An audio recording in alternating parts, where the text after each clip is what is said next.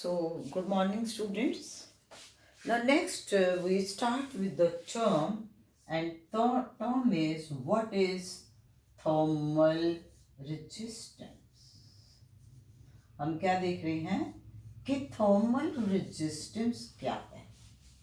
जैसे आप बेटा करंट इलेक्ट्रिसिटी में रेजिस्टेंस की टर्म यूज करते हो, वहां पर रेजिस्टेंस क्या है? Opposition to flow of current.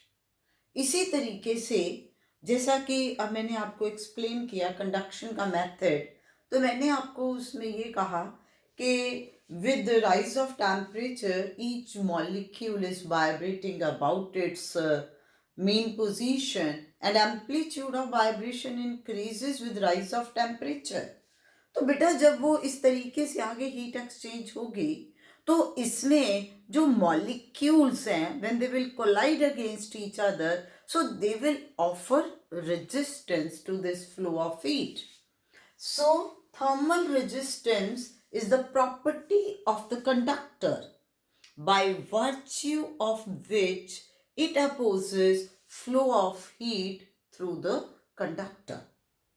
देखो बेटा ये उसी तरीके से है, आधा गिलास पानी का भरा हुआ है और दूसरा कह रहा है आधा खाली है, तो हीट का फ्लो हो रहा है, but that heat flow is also oppose. जैसे मैंने बात की कि this is very good conductor, इसमें कंडक्टिविटी कम है, के की वैल्यू किसको डिटर्मिन करती है? कंडक्टिविटी को. सो दैट मीन जिसकी कंडक्टिविटी ज्यादा उसकी रेजिस्टिविटी कम होगी. So now what is the expression for thermal resistance?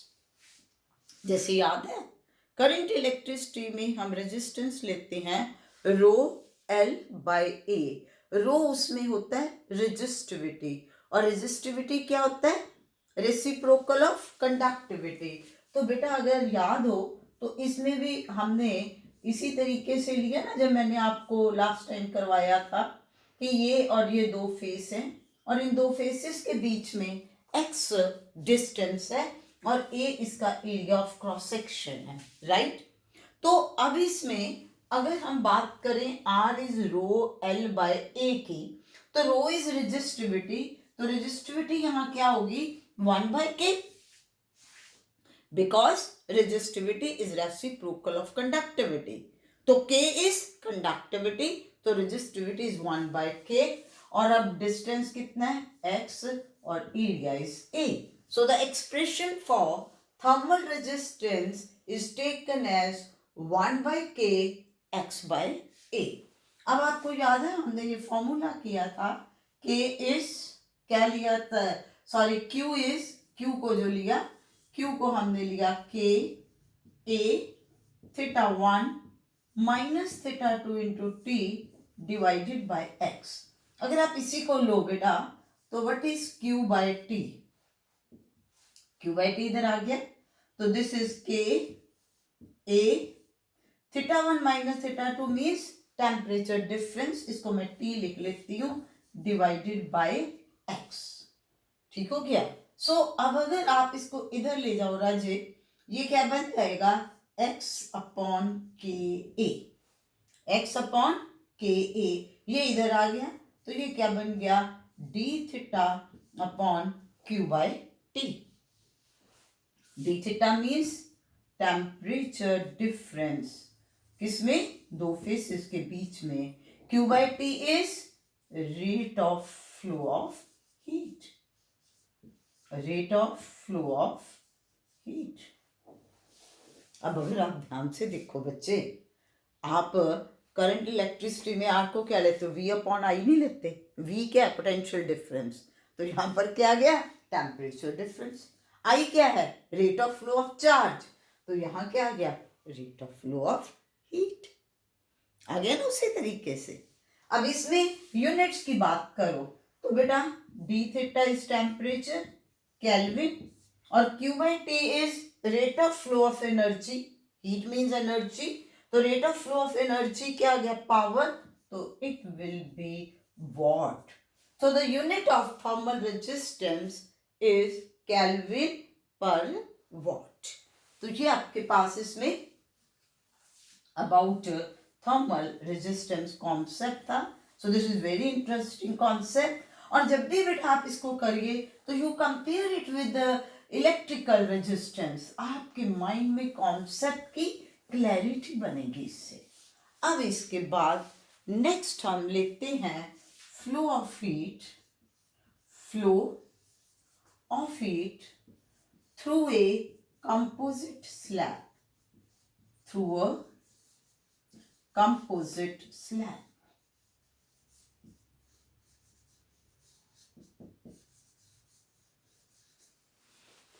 इसका क्या मीनिंग है? जैसे मान लीजिए कि आपने ये एक मटेरियल ए ले लिया, कॉपर है, आयरन है, कुछ भी. ये आपके पास आ गया दूसरा मटेरियल बी.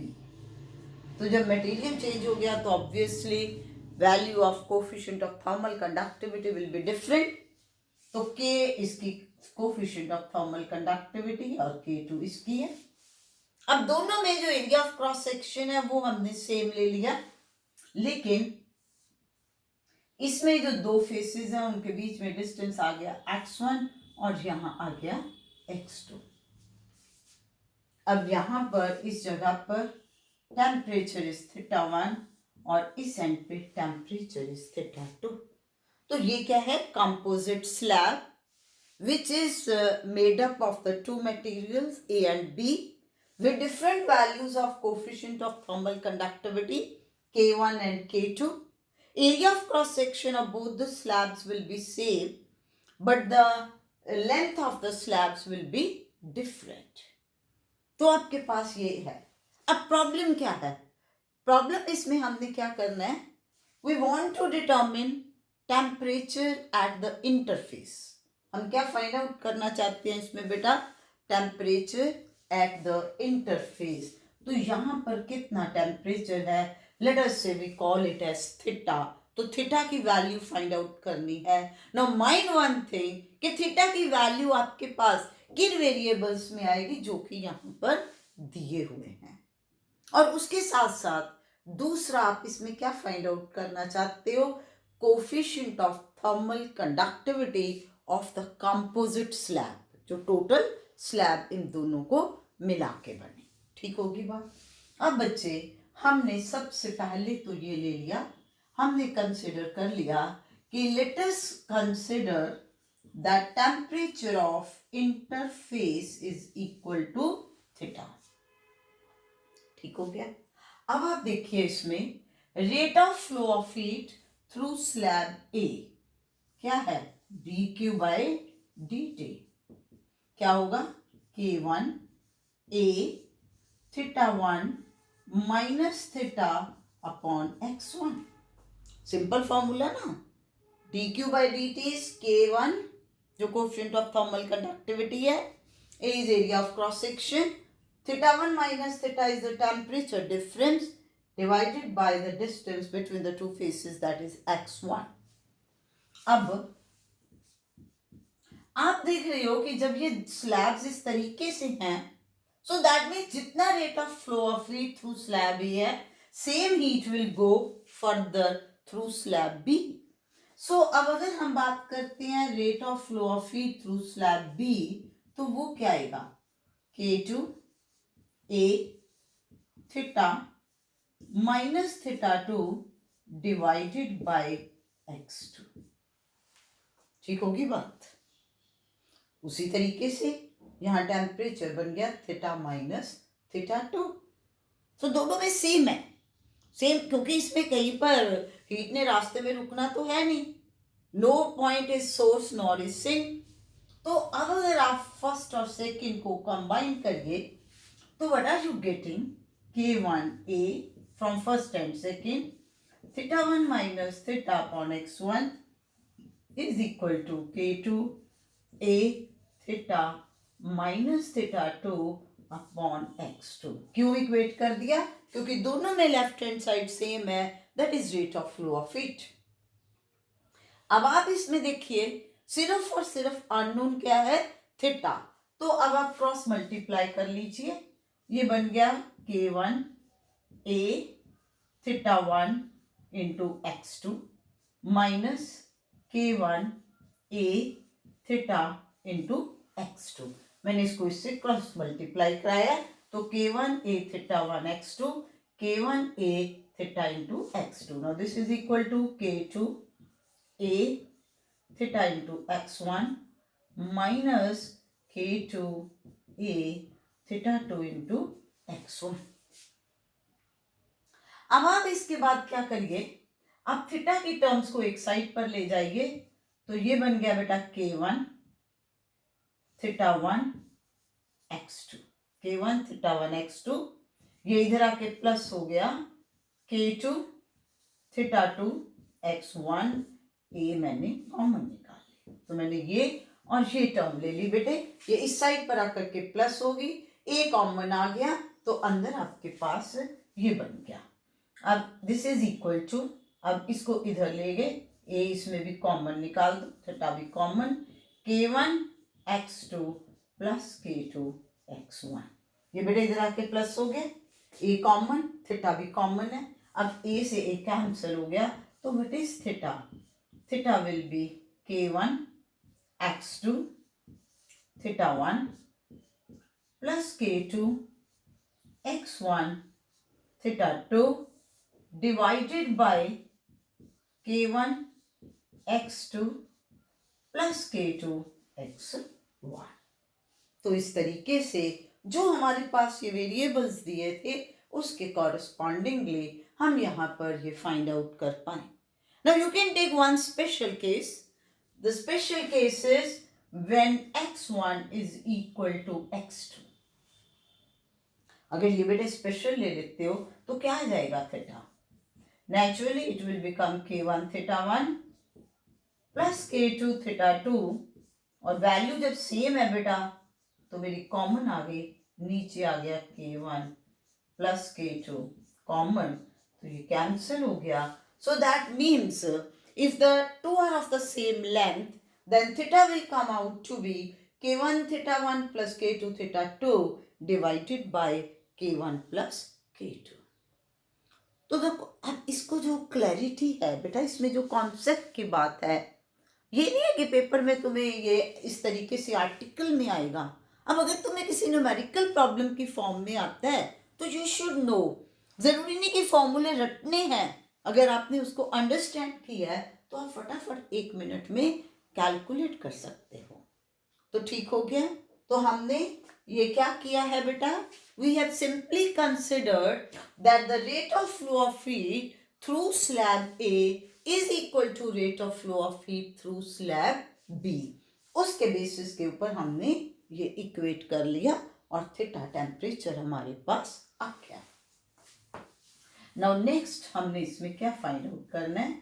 नेक्स्ट बेटा हम इसमें ये फाइंड आउट करना चाहते हैं कि what will be coefficient of thermal conductivity of the composite slab, कि अगर इंडिविजुअल K1 और K2 है तो कंपोजिट स्लैब की कोफिशिएंट ऑफ थर्मल कंडक्टिविटी की वैल्यू क्या होगी। अब दिया तो यही हुआ है। अब इसमें मैं एक काम और कर लेती हूँ कि अभी मैंने ये किसके लिए लिया था? स्लैब ए के लिए। ये किसके लिए लिया था? स्लैब बी के लिए। Now I consider for composite slab क्या? Rate of flow of heat. अब मैंने कौन सी इक्वेशन लिखनी है? Rate of flow of heat through the composite slab, that means it is from this end x to this end y। तो इसमें जब आप देखोगे टेम्परेचर डिफरेंस तो क्या बनेगा? Theta 1 minus theta 2। तो rate of flow of heat क्या बनेगा? K A theta 1 minus theta 2 upon x1 plus x2। क्योंकि देखो x पे टेम्परेचर इज थीटा 1, y पे टेम्परेचर इज थीटा 2, तो टेम्परेचर डिफरेंस बन गया theta 1 minus theta 2। Composite slab की कोफिशिएंट ऑफ थर्मल कंडक्टिविटी आ गई K, A is area of cross section. तो दोनों फेसेस में डिस्टेंस कितना है? x1 plus x2। तो ये आपके पास 3 इक्वेशंस जो हैं ये बता रही हैं rate of flow of heat through slab A, through slab B, through composite slab. Now from first equation, अब आप बेटा फर्स्ट इक्वेशन से कैलकुलेट करते हैं हम थीटा 1 माइनस थीटा, क्या बनेगा? It will be dq by dt into x1 upon k1 A. ये देखो ये इधर चला गया बेटा, तो इधर जाके ये x1 अपॉन k1 ए आ गया। अब सेकेंड इक्वेशन से theta minus theta 2, it will be dq by dt into x2 by k2a।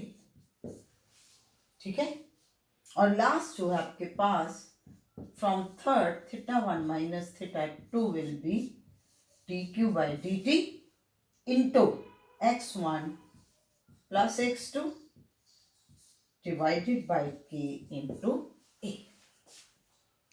तो इन तीन इक्वेशन से हमने ये कर लिया। जरा सोचो क्यों किया बेटा?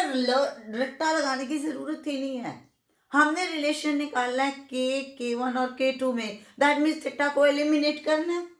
तो अब आप देखो what is theta 1 minus theta plus theta minus theta 2। अगर आप इन दोनों इक्वेशंस को एडअप कर देते हो, क्या आ गया आपके पास? Theta 1 minus theta 2। तो इसका मतलब क्या बना कि अगर अब मैं लिखूं थीटा 1 माइनस थीटा, तो क्या है राजे? dq by dt into x1 by k1 A plus, अब मैंने लिया थीटा माइनस थीटा 2, तो it is dq by dt into x2 by k2 A. So now this is equal to, अब आपने क्या लेना है? थीटा 1 माइनस थीटा 2 जो क्या है dq by dt into x1 plus x2 upon K A. अब dq बाय dt और a थ्रू आउट कैंसिल हो जाएगा कि नहीं? सीधा नजर आ रहा है। तो आपके पास यहाँ क्या बचा? x1 बाय k1, यहाँ x2 बाय k2 और यहाँ पर x1 plus x2 divided by k। कितना बढ़िया बन गया कि नहीं? सिर्फ जरा सा सोचने की जरूरत है। अब आप इसमें इसको लेना है, तो k क्या बन गया राजे? k को इधर ले जाओ, तो it will be x1 plus x2 divided by x1 by k1 plus x2 by k2। तो k की वैल्यू किसके बराबर आई है? x1 plus x2 divided by x1 by k1 plus x2 by k2। सब कुछ बाकी गया। अब इसमें आप स्पेशल केस ले लो। Special case is that if the two slabs are of the same length, यानी कि जो उनके बीच में, दोनों फेसेस के बीच में हर एक स्लैब के स्पेसिंग है that is the same. x1 is equal to x2, मान लो इसको x कह दिया, तो बेटा k किसके बराबर आ गया? ऊपर आ गया 2x, नीचे क्या बन गया? x by k1 plus x by k2। x1 की जगह भी x, x2 की जगह भी, तो ये 2x आ गया, नीचे x। तो रजे ये क्या बन गया? 2x, k1 k2 एलसीएम ले लो, x into k2 plus k1, तो ये बेटे k1 k2 पर चला गया, x x से कैंसिल हो गया, तो now you will get value of k is equal to 2k1 k2 upon k1 plus k2। सो है ना, कितनी बढ़िया बात बन गई, सिंपल सा। अब अगर आपने अच्छे ढंग से इसको अंडरस्टैंड किया बेटा, उसके बाद आप डायरेक्ट फॉर्मूले यूज कर सकते हो। जैसे मैंने आपको एक वीडियो में बताया भी था कि you prepare your super short notes, तो बेटा वो इस तरह से होंगे कि तुमने अच्छी तरह से अंडरस्टैंड कर लिया, कॉन्सेप्ट आपको क्लियर है। So now you can write कि भाई ये दो कंपोजिट स्लैब इस तरीके से बनी है, तो इसमें कोफिशिएंट ऑफ थर्मल कंडक्टिविटी की ये एक्सप्रेशन आ रहा है। सिर्फ इसको याद कर लो, उसके बाद वो स्पेशल केस कोई भी किसी ढंग से भी दे रहा है, आप उसके अकॉर्डिंगली उसे लिख सकते हो। So clear? So I think आपने इसमें क्या सीखा? आज आपने सबसे पहले इंपॉर्टेंट पॉइंट सीखा है थर्मल रेजिस्टेंस, और मैंने आपको उसकी इक्विवेलेंस बताई है एक्सप्रेशंस की कि किस तरीके से आप उसको ले रहे हो इक्विवेलेंट टू इलेक्ट्रिकल रेजिस्टेंस। ठीक है, अब यहां पर अगर आपसे कोई थर्मल रेजिस्टिविटी पूछे तो थर्मल रेजिस्टिविटी क्या होगी? 1/K। K is thermal conductivity. उसके बाद हमने इसमें क्या लिया है? We have consider flow of heat through a composite slab when you are taking that two slabs are in series. एक तरह से यही चीज बनी ना, ये जैसे दो रेजिस्टेंसेस सीरीज में होती हैं, तो आपने उस केस में हमने फाइंड आउट किया what will be temperature at the interface and what will be thermal conductivity of the composite slab if we know for the two materials separately. ठीक है, अब इसमें आपने इन कॉन्सेप्ट्स को इसी तरीके से याद करना है। अब थर्मल रेजिस्टेंस के लिए मेरे को एक पॉइंट ख्याल आया कि जैसे अब मान लीजिए कि आपके पास इसी तरीके से ये दो मटेरियल्स आ गए। अब मैं कहूंगी मटेरियल ए में जो थर्मल रेजिस्टेंस है दैट इज RH1 और बी में RH2 है, तो कंबाइंड की क्या होगी, यानी कि what will be thermal resistance in series. ये बेटे जैसे इस तरीके से कंपोजिट स्लैब है, ठीक है, सीरीज में है, same amount of heat is flowing, तो देन कंबाइंड की जो थर्मल रेजिस्टेंस है that will be sum of the two, जैसे आप इलेक्ट्रिकल रेजिस्टेंस में लेते हो। ठीक है, तो इस चीज को ध्यान रखना। सो प्लीज अच्छी तरह से अंडरस्टैंड करिए and please like share and subscribe. Thank you.